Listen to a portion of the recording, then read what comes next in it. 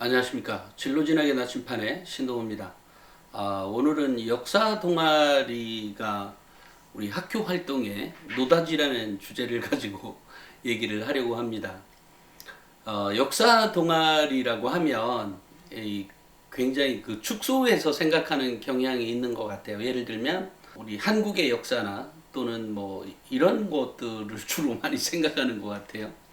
근데 이제 동아리라고 하는 활동 자체가 굉장히 광범위하잖아요. 뭐 그것은 꼭 어느 동아리든 상관이 없습니다만 역사 동아리는 학업을 인정받는데 학업 역량을 인정받는데 매우 유효한 동아리입니다. 그런 동아리들이 몇 개가 있죠.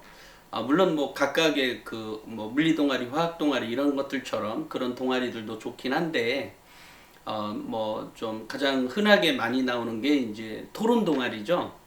토론 동아리는 인기가 많습니다. 그래서 학교에도 경쟁이 굉장히 치열하다고 제가 알고 있고, 또 실제로 이제 어떤 학생들은 토론 동아리를 들어가지 못해서 많이 고민하는 것들도 있었어요.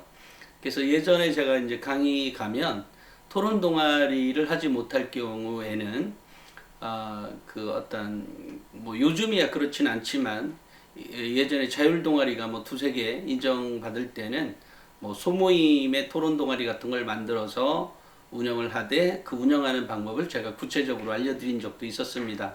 학교에 이제 강의를 가게 되면. 그런데 이제 토론 동아리나 또 영어 동아리 또는 영어 토론 동아리 이런 것들의 인기가 있죠. 근데 이제 여전히 역사 동아리가 최근에 제가 다른 문건으로 역사 동아리 그 학교에 있느냐라고 하면 예전에는 많았는데 요즘은 작아요 이래요.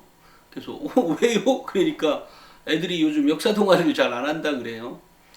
역사 동아리의 의미는 이런 겁니다. 대학이 원하는 인재를 먼저 살펴볼 필요가 있어요. 학생부 종합전형에서 선발하려고 하는 학생들은 성적이 낮으면서 그러니까 공부도 좀 못하면서 활동을 잘하는 아이를 선발하는 것이 아니라 공부를 잘할 가능성이 매우 높으면서 호기심이 충만한 학생을 선발하려는 전형입니다. 물론 이제 그런 정도가 어느 정도냐에 따라서 좀 다를 수 있죠. 그래서 제가 명문대 합격생 학생부 동아리에서 제시했던 비판적 사고 능력이 우수한 학생, 탁월한 학생들을 선발한다. 그런데 그것들이 써져 있는 학생들은 상위권 중심으로 몰려 있고 그 다음에 어떤 능력들이 있다. 뭐 예를 들면 의사소통 능력이나 뭐 대인관계 능력이나 또 인성 이런 것들이 또 밑받침돼주는 그 학교의 레벨별로 차이가 있다는 얘기를 한번 제시해 드린 적이 있죠. 물론 뭐 그것도 여전히 유효합니다. 그런데 그런 것들을 구체적으로 어떤 활동에서 보여지냐는 거죠. 다시 말해서 대학들은 어느 경우이든 우수한 학생을 선발하기를 원합니다. 근데 우수한 학생이 여기에 플러스 학업 역량과 전공 적합성을 꼭 얘기를 하죠.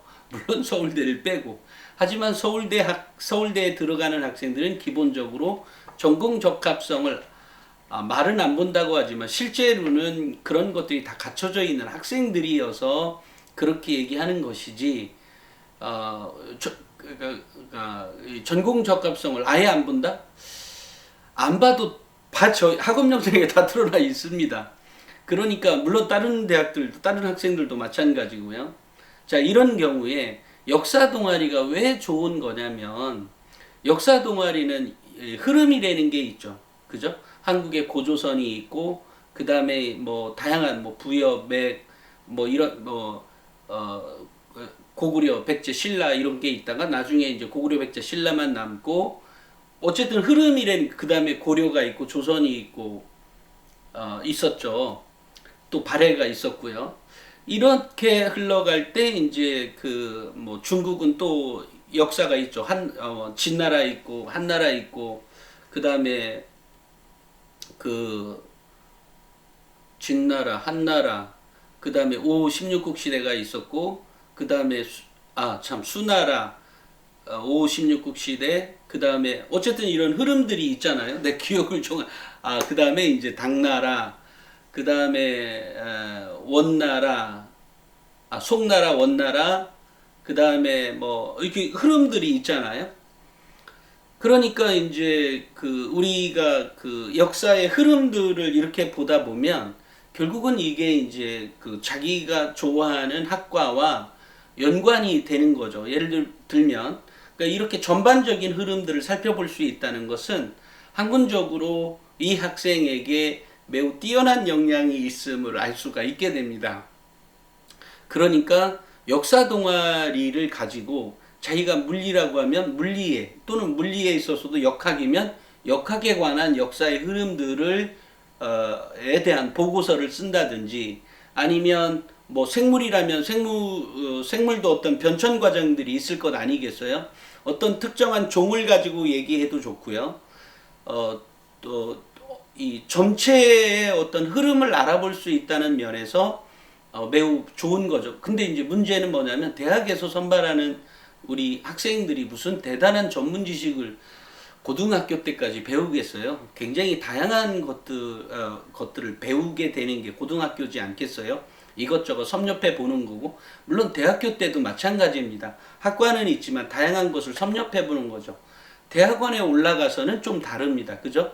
이런 것들처럼 고등학교 때는 다양한 것을 섭렵하는 데 있어서 그 중에서 어떤 흐름으로 한 가지를 정리해 볼 수 있다면, 예를 들면 역사 동아리에서 이런 나라들의 어떤 역사들을 보면서 내가 어떤 물리의 어떤 역학과 관련한 어떤 흐름들을 또는 그죠?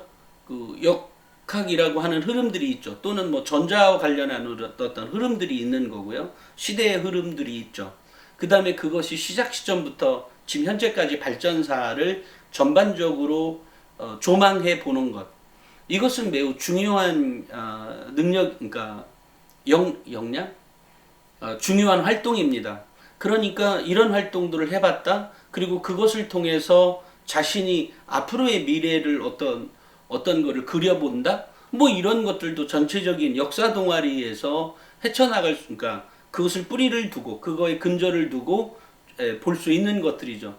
그러면 이제 이런 평가자의 입장에서는 이 아이는 단순히 어떻게 보면 역사 동아리였는데 알고 봤더니 물리에 이런 역학을 이렇게 해서 했어?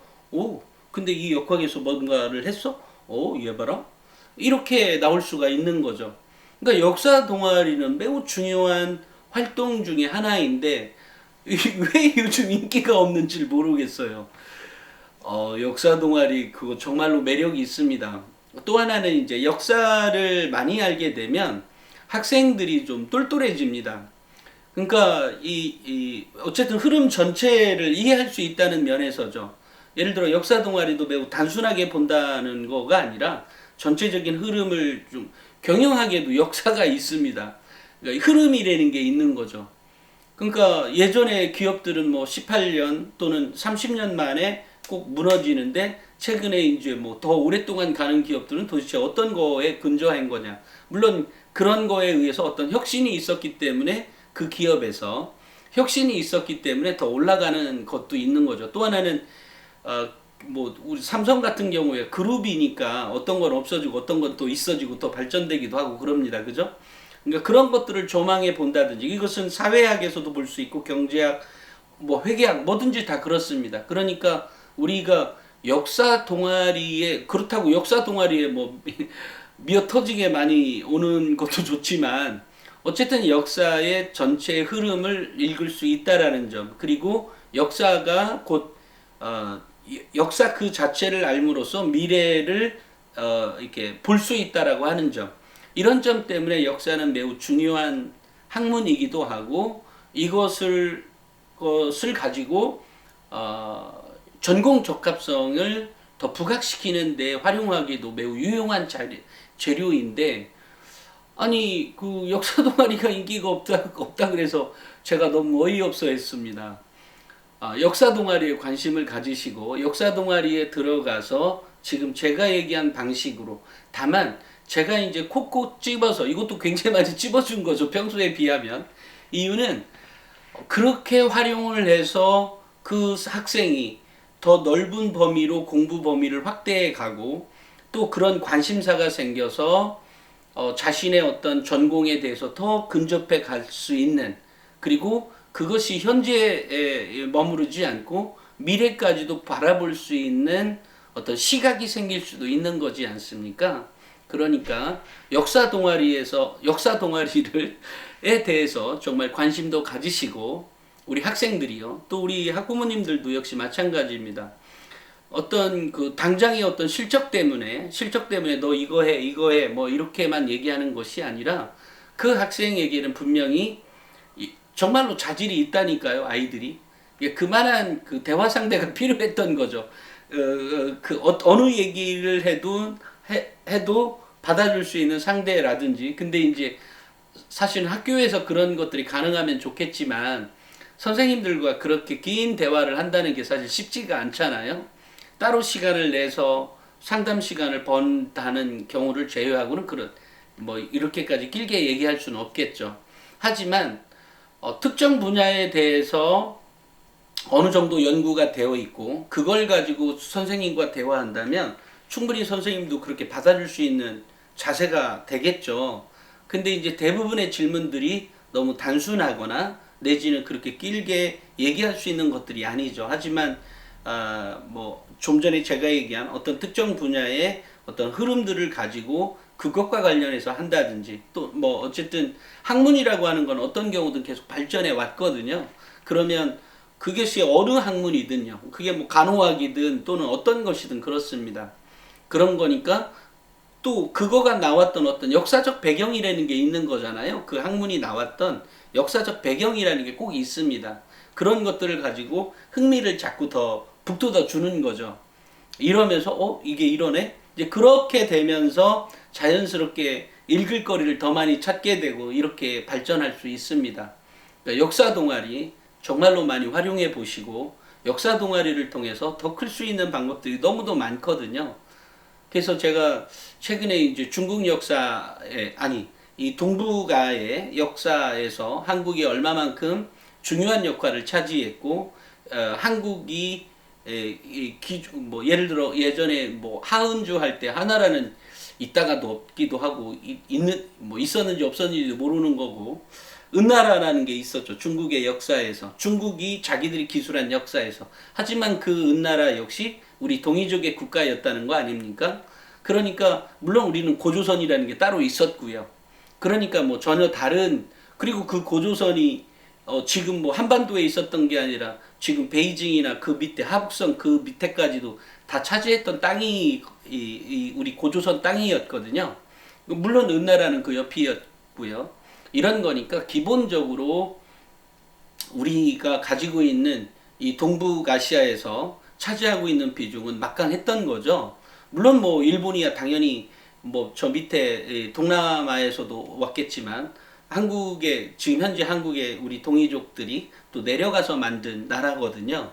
그러니까 이런 거를 보게 되면 그래서 이제 이런 것들을 좀 더 활용해 보기 위해서 역사 동아리를 이렇게 어디 있나 뭐 또는 그 동아리와 뭔가 활동을 해보려고 제가 찾아보다 보니까 몇몇 학교에 연락했더니 요즘은 역사 동아리가 예전에 굉장히 많았다 그래요. 근데 요즘은 많이 축소됐다 그래서 인원수가 축소됐다 그래서 조금 이거 애들이 잘못 생각하고 있는 건데 이런 생각이 들어서 오늘은 이 역사 동아리에 대해서 얘기를 해드렸습니다.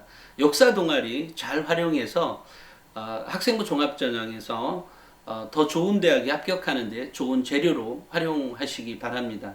오늘은 여기까지 하겠습니다. 감사합니다.